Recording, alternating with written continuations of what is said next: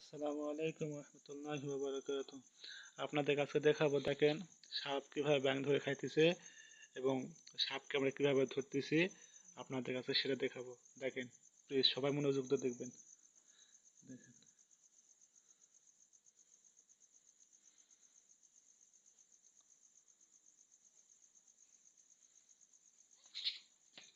তুমি লাঠি মারো, লাঠি মারো, লাঠি মারো। ওটি তুলে দাও, ইটা তুলে দাও, ইটার উপর তুলে দাও। তুই দে বাড়ি দে দে আলো বলে বের দেটি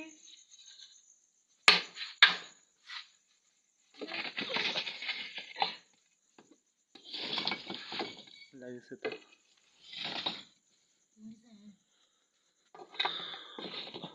তোর হাতি শৈল